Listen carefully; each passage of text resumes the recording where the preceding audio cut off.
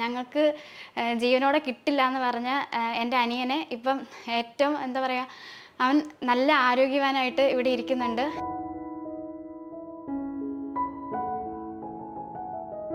എൻ്റെ പേര് ലാലിറ്റ്. ഞാൻ അലൻ്റെ സിസ്റ്ററാണ്. ഞങ്ങൾ ശരിക്കും ഇവിടെ വന്നത് തന്നെ അവൻ്റെ ജീവൻ കിട്ടുമോ ഇല്ലയോ എന്നുള്ള ഒരു ഉറപ്പില്ലാത്തൊരു കണ്ടീഷനിലാണ് ഇവിടെ എത്തിയത്. 2 ഫ്ലെക്സ് ചെയ്തിട്ട് അതിൽ ഒരു മാറ്റം ഉണ്ടായില്ല. അവന് ഓരോ ദിവസം കഴിയുന്തോറും അവൻ്റെ കണ്ടീഷൻ വളരെ മോശമായിട്ടാണ് വന്നുകൊണ്ടിരുന്നത്. അവിടുന്ന് നമ്മൾ ഇങ്ങോട്ട് ട്രാൻസ്ഫർ ചെയ്യുമ്പോഴും അവിടുത്തെ ഡോക്ടേഴ്സ് ഉൾപ്പെടെ പറഞ്ഞത് കുട്ടി ഇവിടെ എത്തില്ല എന്നാണ് പറഞ്ഞത്. പക്ഷേ നമ്മൾ ദൈവത്തെ വിളിച്ചും പിന്നെ ഇവിടെ വന്നു. അവൻ്റെ അമ്മയാണ് അതിൻ്റെ ഡോണർ.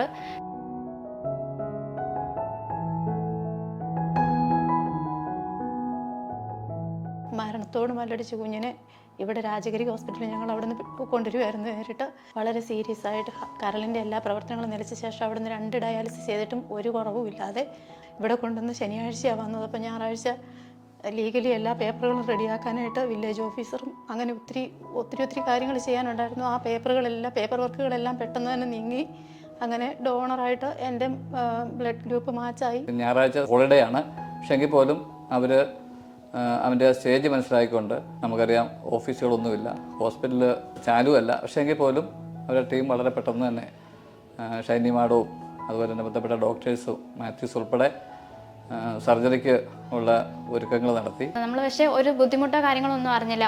ഓടി നടന്ന കാര്യങ്ങൾ ചെയ്യാനും വേണ്ട പേപ്പേഴ്സൊക്കെ ശരിയാക്കാനും എല്ലാം ഇവിടെയുള്ള ടീംസ് നമ്മുടെ കൂടെ ഉണ്ടായിരുന്നു. എടുത്തു പറയാനാണെങ്കിൽ ഇവിടുത്തെ ഓർഗൻ ട്രാൻസ്പ്ലാന്റേഷനുള്ള ടീം, ഷൈനി മാഡം, പിന്നെ മാത്യു സാറ്, എല്ലാവരും നമ്മളെ ഒത്തിരി ഹെൽപ്പ് ചെയ്തു. പിന്നെ ബിജു ചന്ദ്രൻ സാറാണ്. സാറിൻ്റെ ഒരു ടീം വർക്ക് വളരെ നന്നായിരുന്നു. പിന്നെ ഞങ്ങളെ സഹായിക്കാനായിട്ട് ഞങ്ങളുടെ നാട്ടിൽ നിന്ന് കുറേ പേരുണ്ടായിരുന്നു. പള്ളിയിൽ നിന്നാണേലും വികാരി അച്ഛനും കൊച്ചച്ഛനും നമ്മുടെ നാട്ടുകാരെ എല്ലാവരും ഒത്തിരി പേര് ഹെൽപ്പ് ചെയ്തു.